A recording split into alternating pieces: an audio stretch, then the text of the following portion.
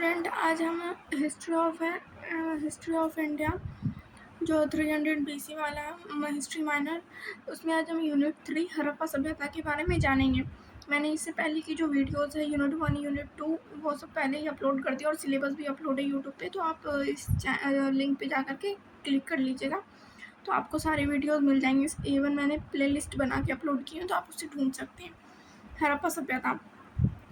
हड़प्पा सभ्यता को जो है कांस्य युगीन सभ्यता भी कहते हैं और इसे एक नगरीकृत सभ्यता भी कहते हैं। कांस्य युगीन सभ्यता इसलिए कहते हैं क्योंकि इसी सभ्यता के समय में जो कांस्य का विकास हुआ था और कांस्य का प्रचलन बहुत अधिक होने लगा था और इस समय का जो घर का आकार था, जो भी एरिया डेवलप हुए थे वो बिल्कुल नगरों की तरह थे, इसलिए इसे नगरीकृत सभ्यता या नगरीय सभ्यता भी कहते हैं।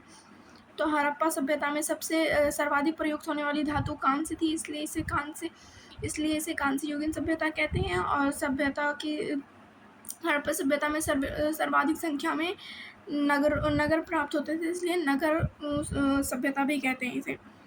नगर विभाजन में जो है ये पश्चिमी भाग के दुर्ग शासक वर्ग, इसमें दुर्ग पश्चिमी भाग जो था नगर विभाजन में, उसमें दुर्ग में शासक वर्ग रहते थे और निचला एरिया जो था उसमें कामगार लोग रहते थे। मतलब ये जो सभ्यता है ना, सभ्यता में डिवीज़न जो था वो ऐसे कुछ एरियाज जो थोड़े ऊंचाई पे बने हुए थे जिसमें शासक वगैरह रहते थे और कुछ एरिया जो नीचे बने हुए थे उसमें कामगार लोग, मतलब जो मजदूर वर्ग के लोग रहते थे वो लोग रहते थे।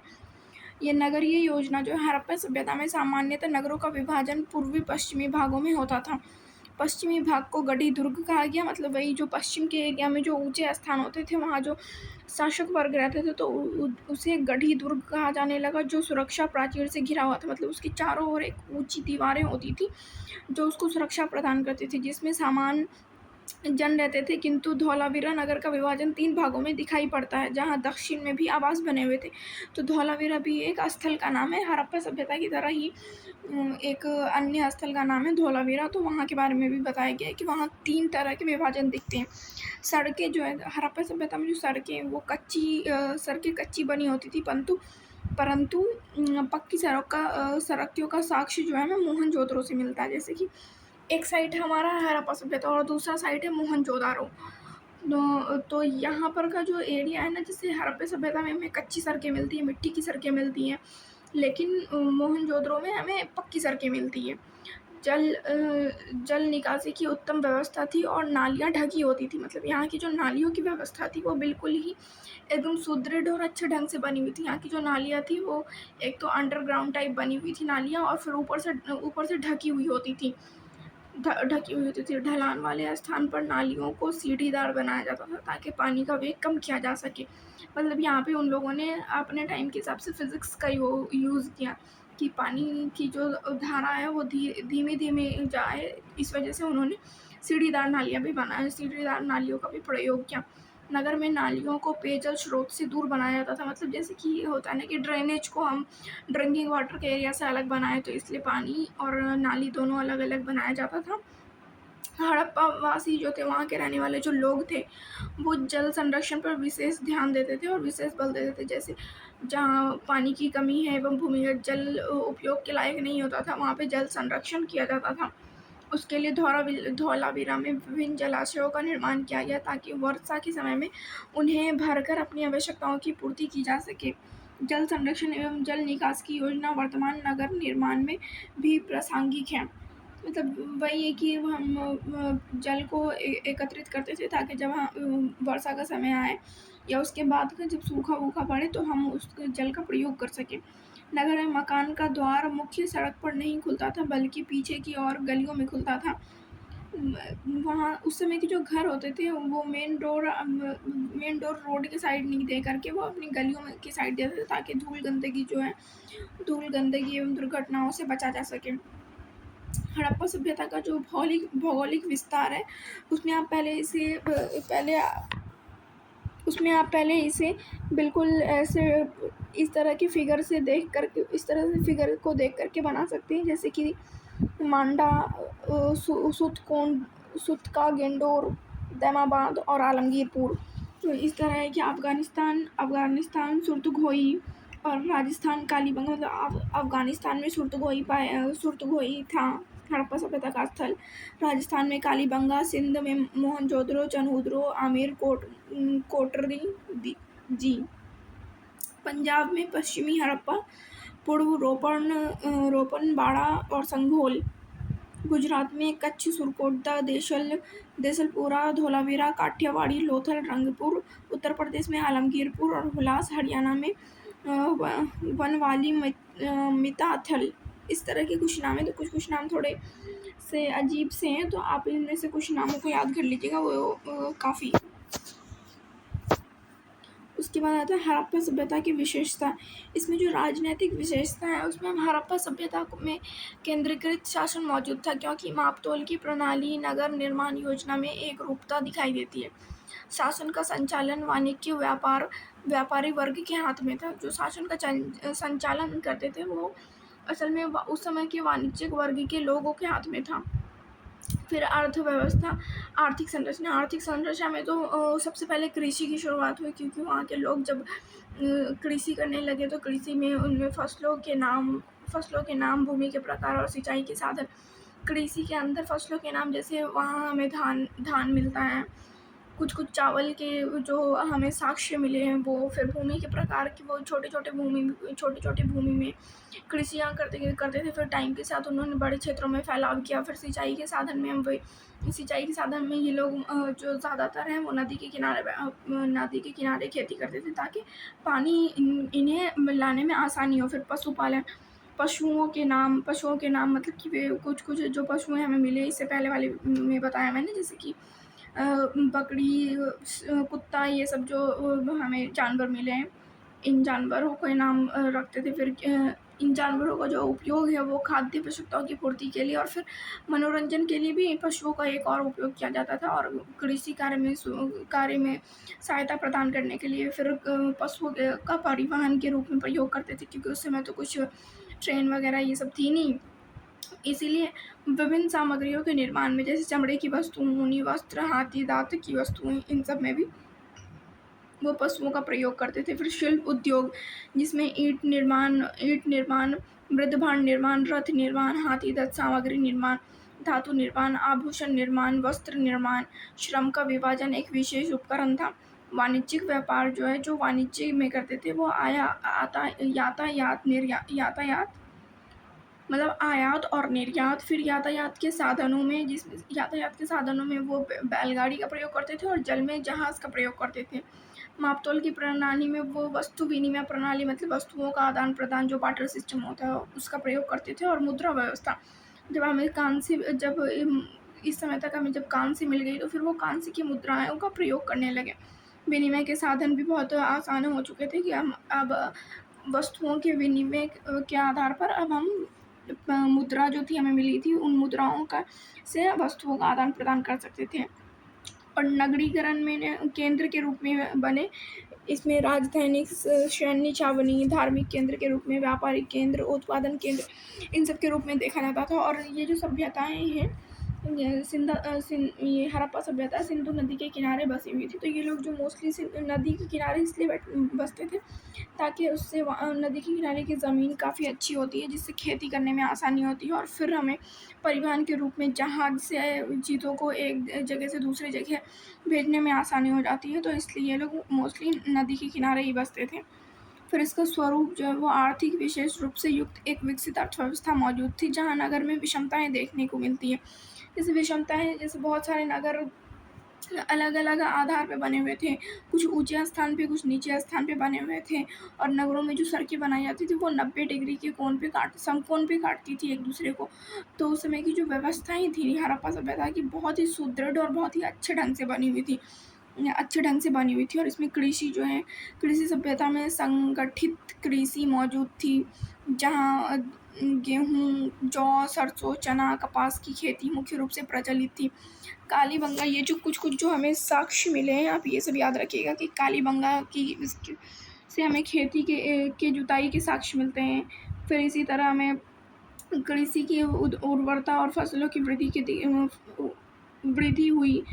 फलतः कृषि उत्पादन बढ़ा और अधिशेष कृषि की स्थिति पैदा हुई। फिर मोहनजोदड़ो से हमें अन्नागार अधिशेष मतलब कि अन्नागार का साक्ष्य मिलता है, आप इस तरह समझिए। हड़प्पा एवं मोहनजोदड़ो से अन्नागार क्या होता है, जिसमें हम अनाज को काफ़ी लंबे समय तक स्टोर करके रख सकते हैं, उसे ही हम अन्नागार कहते हैं। मतलब अन्न का घर, अन्नागार। चावल और धान की खेती के साक्ष्य मिले हैं। उस समय चावल धान की खेती प्रचलित नहीं थी, किंतु लोथल और रंगपुरा में धान के साक्ष्य मिलते हैं। ठीक है, तब तो लोथल और रंगपुरा से हमें धान के साक्ष्य मिले, कालीबंगा से हमें खेती की जुताई के साक्ष्य मिले, मोहनजोदड़ो से हमें अन्नागार के साक्ष्य मिले। इसी तरह हमें जो जो साक्ष्य मिले हैं उन साक्ष्यों को लिख करके एग्ज़ाम में उसको हाईलाइट कर देंगे पेन से ही, क्योंकि उतना टाइम नहीं होता। हड़प्पा वासी जो है गाय, भैंस, भेड़ बकरी आदि पशुओं को भी पालते थे, जिनका उपयोग वो भोजन की आवश्यकताओं की पूर्ति के साथ साथ परिवहन, विभिन्न वस्तुओं के निर्माण तथा कृषि कार्य में भी किया जाता था। और फिर मैंने बताया जैसे कि मनोरंजन कार्य के लिए भी करते थे। और हड़प्पा वासी जो है घोड़े का प्रयोग करते नहीं थे, किंतु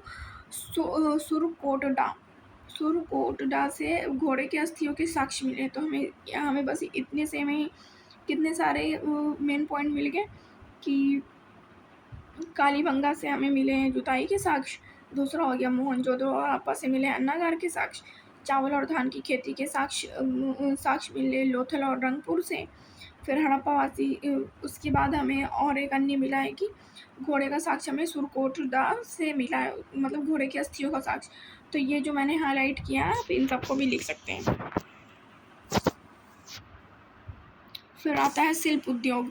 शिल्प उद्योग में हड़प्पावासी जो है हड़प्पा सभ्यता के जो लोग हैं वो पक्की ईंटों से मकान बनाते थे, और ईंट के उपयोग को एक विकास को सूचित करता है, क्योंकि ईंट इस समय तक अगर ईंट का उपयोग करने लगे हैं तो इन्हें ईंट बनाना आ गया होगा। तो इस तरह ये एक विकास की ओर बढ़ता हुआ संकेत देता है। फिर इस तरह वस्त्र उद्योग, मृदभांड निर्माण, फिर हाथी के दांत की सामग्री बनाने लगे ये लोग। हाथी के दांत की सामग्री बनाने लगे, व्यापार वाणिज्य करने लगे। उसके बाद आता है व्यापार वाणिज्य में यातायात, आयात निर्यात। हड़प्पावासी जो है वस्त्र, लकड़ी के सामान, हाथी के दांत की सामग्री मतलब वस्त्र, लकड़ी के सामान, हाथी के दांत की सामग्री, बहुमूल्य पत्थरों की मालाएं, और दूसरी तरफ बहुमूल्य पत्थरों से सोने चांदी यातायात करते थे। ताकि हड़प्पावासी तांबे की प्राप्ति गणेश्वर से करते थे। यहाँ पे एक और पॉइंट मिल गया कि तांबे की प्राप्ति कहाँ से होती थी, तो गणेश्वर से होती थी। फिर उसी तरह लाजवर्द की प्राप्ति हमें राजस्थान के बादशाह से होती थी। यातायात के जो साधन है उसमें हम बैलगाड़ी का प्रयोग करते थे और फिर नाव लगाने के लिए एक गोदी वाला यानी कि डॉक यार्ड बना हुआ था। डॉक यार्ड उसे कहते हैं जहाँ पे जो पानी के जैसे कि किसी भी नदी के किनारे स्थल का कटा हुआ वो हिस्सा, जो यू के आकार का वो हिस्सा जिसमें हम अपने जहाज को ला करके लगाते थे, डॉक यार्ड उसी को कहते हैं। मापतौल प्रणाली का विकास हो चुका था। अब तक मापतौल प्रणाली में मानक प्रणाली मौजूद थी। मोहनजोदड़ो से तराजू और लोथल से हाथी दांत के स्केल भी मिला है। तो ये जो भी मेन पॉइंट है कि कहाँ कहाँ से कौन कौन से साक्ष्य मिली है, वो साक्ष्यों को आप याद कर लीजिएगा। विनिमय के साधन में हम हड़प्पा सभ्यता में विनिमय प्रणाली थी, किंतु फिर जब वो मोहर मिलती थी और फिर जब कांस्य आ गया तो उस समय कांस्य की मुद्राएं बनने लगी, फिर उन मुद्राओं का प्रयोग होने लगा।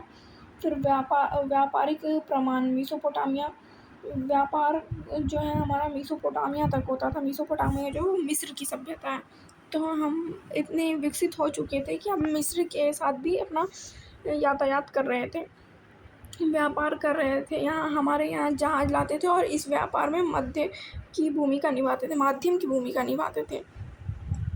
फिर इसका जो स्वरूप है कि विकसित व्यापार वाणिज्य का संतुलन हड़प्पा सभ्यता के पक्ष में था। इस विकसित व्यापारिक तंत्र ने नगरों के उदय को प्रोत्साहित किया। फलतः प्रशासनिक केंद्र के रूप में हड़प्पा एवं मोहनजोदड़ो नगर अस्तित्व में आए, तो लोथल बंदरगाह ही नगर के रूप में विकसित हुई। हड़प्पा सभ्यता आर्थिक प्रगति, उसकी सामाजिक विषमता का भी आधार बनी। इसकी जो सामाजिक संरचना में वर्ग विभाजन होता था वो इसका जो आधार है वो रंग, कर्म और जन्म था। फिर इसके प्रकार जो है वो चतुर्वर्ण व्यवस्था थी, जिसमें 4 वर्ण थे: ब्राह्मण, क्षत्रिय, वैश्य, शूद्र। इनमें शूद्रों को जो है सबसे नीचा और सबसे मतलब छुआछूत टाइप समझ लीजिए कि वैसा माना जाता था। और 2 वर्ण में कि ब्राह्मण और गैर ब्राह्मण लोग, मतलब ब्राह्मण भी अपने में स्तर डिवाइड किए हुए थे कि मैं ब्राह्मण हूँ, और कुछ लोग जो है वो गैर ब्राह्मण है। फिर इस तरह आ जाती है दास प्रथा। मतलब दास प्रथा में भी आधार होता है। दास प्रथा बनाए जाने वाला आधार कि युद्ध के समय में हम किसी व्यक्ति को हरा कर आए हैं, तो वहाँ के लोगों को जो लेके आए तो वो युद्ध बंद के तौर पर दास बन के आते थे। फिर कर्जदार व्यक्ति, जैसे मैंने किसी को कर्ज दिया और उसने मेरा कर्ज नहीं चुकाया, तो मैं उसे अपना दास बना लूँगी। फिर खरीद बिक्री द्वारा, मतलब कि किसी मार्केट में जा कर के मैंने लोगों को ख़रीदा, फिर उस खरीद करके लाई अपने उपयोग के, अपने काम करवाने के लिए। फिर घरेलू कार्य में, मतलब दास का जो काम होता था वो घरेलू कार्य में, आर्थिक उत्पादन में, अपने निजी कार्य को करने के लिए। और दास जो है स्त्री पुरुष कोई भी हो सकते थे। दास प्रथा में भेदभाव बिल्कुल भी नहीं थी। फिर महिलाओं की स्थिति अच्छी कब होगी? जब महिलाएं शिक्षा ग्रहण करेगी, सार्वजनिक जीवन में भागीदारी करेगी। इसमें जो निम्न स्थिति है, जैसे महिलाओं की जो स्थिति थी: बाल विवाह प्रथा प्रथा, सती प्रथा, देवदासी प्रथा, विधवा प्रथा और बहुपत्नी प्रथा, इन सारी प्रथाओं से महिलाओं को जूझना पड़ता था। फिर रहन सहन में शाकाहारी, मांसाहारी रीति रिवाज सारे थे। मनोरंजन के साधन में पाशा खेलना, जो आंतरिक, मतलब जो घर के अंदर बैठ के खेल सकते थे, जो इंडोर गेम्स होते हैं, पाशा खेलना, खिलौने खेलना इत्यादि। और बाहर में शिकार करना, पशुओं को पशुओं से लड़ाना, नौका विहार, ये सब। और अंत्येष्टि में समाधिकरण और दाह संस्कार शामिल है। फिर वर्गीय विभाजन में विद्वान, योद्धा, व्यापारी और श्रमिक। जो हड़प्पा सभ्यता में वर्ग विभाजन होता था, हड़प्पा सभ्यता का जो वर्ग विभाजन होता था वो भी 4 आधार पे होता था, जिसमें योद्धा, श्रमिक, विद्वान, ये लोग शामिल थे। हड़प्पा सभ्यता का जो समाज था वो एक वर्ग विभाजित समाज था, जिसमें व्यापारी, योद्धा,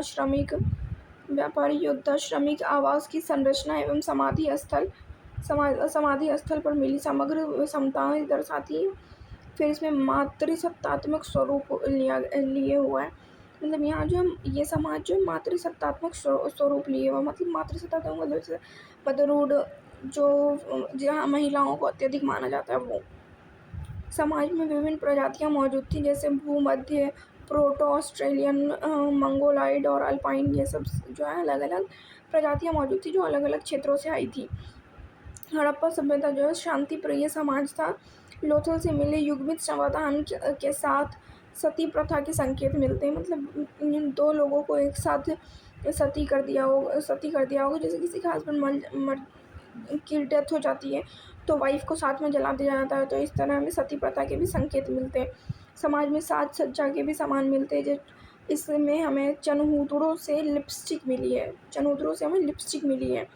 और पुरुष भी आभूषण पहनते थे, स्त्री भी श्रृंगार करती थी, तो ये सब भी मिला हमें। फिर हड़प्पावासी सूती वस्त्र का प्रयोग करते थे, जिसका प्रयोग कपास से किया जाता था। फिर मनोरंजन के लिए वही पशु पक्षियों को लड़ाते थे। लोथल से हमें पासा और एक शतरंज बोर्ड का साक्ष्य मिला है। फिर हड़प्पा सभ्यता में अंत्योष्टि के लिए पूर्व समाधिकरण की पद्धति सार्वजनिक प्रचलित थी, जिसमें हम R30 कब्रिस्तान का साक्ष्य मिलता है। तो हम कब्रिस्तान के रूप में ये लिख सकते हैं कि R30 साक्ष्य मिला है हमें। फिर इनके अन्य तथ्यों में है कि यहाँ की जो लिपि थी वो ये सभ्यता जो है ताम्र मृद भांडों की लिपि थी, जिसके साक्ष्य हमें चित्र से मिलती है। यहाँ प्रचलित जो चित्र था वो यू चिन्ह का मिलता है। फिर यहाँ धोलावीरा के द्वारा एक शीर्ष अंकित बोर्ड पर लिपि लिखी हुई साक्ष्य मिले हैं। फिर यहाँ की जो मोहरें थी और सेलखड़ी थी वो चूना पत्थर की बनी होती थी, वर्गाकार होती थी। एक पशु पक्षी के शव की आकृति वाला मोहर मिला है। फिर यहाँ भैंस, ये देखो मोहनजोदड़ो से पशु पक्षी के शव आकृति वाला मोहर मिला है, ये मेन पॉइंट है। फिर भैंस और गेंडे के नीचे पाँव के जिसमें भैंस गेंडे के नीचे पाँव के पास हिरण बैठी हुई है, तो ये उन चित्रों पर बनी हुई थी। फिर धातु कला जो थी, यहाँ पे हमें एक निर्मित कांस्य की नर्तकी मिलती है। हमें कांस्य की नर्तकी मिलती है जो द्रव्य मोम से मोम विधि से बनाई गई है। इसमें जो है मृण मूर्तियाँ मिलती हैं। यहाँ हमें मन के प्राप्त होते हैं। हड़प्पा सभ्यता से हमें बहुत सारे मन के प्राप्त होते हैं, जो बहुमूल्य पत्थरों सेलखड़ी मनकों की निर्माण क्रिया से किया जाता था। चनहूत्रों से मिलते हैं हमें ये सब। और फिर वैज्ञानिक ज्ञान में हम हड़प्पावासी गणित, धातु विज्ञान, मापतोल इन सभी पर भी अत्यधिक ध्यान दिए। फिर धार्मिक विश्वास, यहाँ में जो धार्मिक विश्वास थी वो मूर्ति पूजा में थी। जहाँ धार्मिक विश्वास जो मूर्ति पूजा में थी, मंदिर में नहीं थी। मातृ देवी की उपासना करते थे और साथ ही पशुपति शिव की उपासना करते थे। नागा पूजा, जल पूजा, वृक्ष पूजा, मतलब ये लोग मोस्टली जो है वो पर्यावरण की पूजा करते थे और मातृ देवी की पूजा करते थे, पशुपति शिव की पूजा करते थे। मोहनजोदड़ो अंधविश्वास के प्रचलन को सूचित करता है। और इसी तरह हमें कब्र मिली सामग्री अनेक परलौकिक जीवन में आस्था को सूचित करती है। फिर आया था हड़प्पा सभ्यता का पतन कि हड़प्पा सभ्यता का पतन कैसे हुआ। आकस्मिक पतन का सिद्धांत जो है वो कुछ लोगों का मानना है कि आकाश में कुछ अचानक से इमरजेंसी टाइप कुछ हुई और फिर उसका पतन हो गया। कुछ का मानना है कि आर्यों ने आक्रमण किया था इसलिए वहाँ का पतन हो गया। इसका प्रमाण जो इसका कोई पुरातात्विक प्रमाण नहीं मिला है। प्राकृतिक परिस्थिति असंतुलन एवं सिद्धांत, इन चीज़ों का आधार माना जाता है कि यहाँ हड़प्पा सभ्यता का पतन हुआ था। तो हम देखते फिर इसमें बोला जाता है कि शिल्प उद्योग कमज़ोर हो गई, नगर का पतन हो गया, अर्थव्यवस्था खराब हो गई जिस वजह से नगर का पतन हो गया। तो इसमें कुछ मुख्य बिंदु है। हड़प्पा सभ्यता का पतन का तात्पर्य सभ्यता के नगरीय चरण की समाहित से है। मतलब वस्तुतः सभ्यता अपने ग्रामीण चरण में पुनः प्रवेश कर गई थी।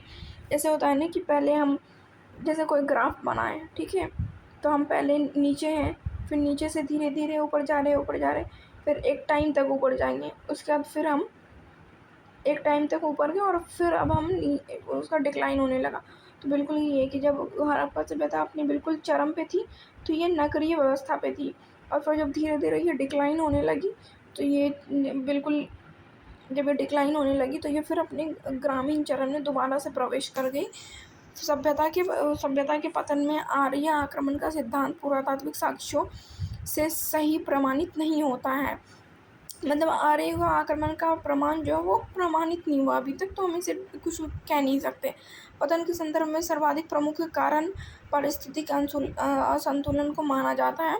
दरअसल बढ़ती हुई जनसंख्या द्वारा संसाधनों के असमाहित हो गई होगी, जिससे उत्तर हड़प्पा संस्कृति के नाम से जाना जाता है। जैसे चनहूद्रो संस्कृति, पंजाब में बारा संस्कृति, ये सब का विकास हुआ और फिर हड़प्पा सभ्यता अपने अंत में चली गई। संस्कृति के तत्व परवर्ती काल में आर्थिक, सामाजिक, धार्मिक क्षेत्र में देखे जा सकते हैं। इस दृष्टि से हड़प्पा संस्कृति को निरंतर देखी जा सकती है। वस्तुतः हड़प्पा संस्कृति में विविध पात्र वर्तमान भारतीय जनजीवन में भी देखे जा सकते हैं। हड़प्पा सभ्यता में मातृ देवी की उपासना की जाती थी, उसका धार्मिक विश्वास माना जाता था, या जिसे वर्तमान भारत में विभिन्न क्षेत्रों में देखा जा सकता है। ये लोग जो है जल पूजा, अग्नि पूजा, ये सब भी करते थे। लेकिन हड़प्पा सभ्यता के जो पतन के कारण है उसमें हम 2-3 कारण ये लिख सकते हैं कि आर्यों का आक्रमण माना जा सकता है, लेकिन इसके कुछ साक्ष्य नहीं मिले। फिर आकस्मिक कोई दुर्घटना घट गई हो या बाढ़ आ गई हो या सूखा पड़ गया हो, तो इसके पतन के कोई प्रमुख साक्ष्य अभी तक हमें मिले नहीं है। बस हम अंदेशा लगा रहे कि ये साक्ष्य हो सकते हैं। तो आज के लिए मैंने यूनिट 3 पूरा कंप्लीट करा दिया है। वीडियो थोड़ा लंबा हो गया है बट इसे पूरा कंप्लीट कराना ज़रूरी था। और आप इसमें मैंने सारे जो भी साक्ष्य, कौन से साक्ष्य कहाँ से मिले हैं, किस स्थल पे मिले हैं, मैंने ये सारा इंक्लूड किया है। और ये सारे मेरे खुद के नोट्स से बनाए हुए, पहले मैंने इसे पढ़ा, इसके नोट्स बनाए, फिर मैं आप लोगों को पढ़ा रही हूँ। तो आप लोग प्लीज़, वीडियो आप लोग को पसंद आए तो लाइक और चैनल को सब्सक्राइब ज़रूर कर दीजिएगा। Thank you so much.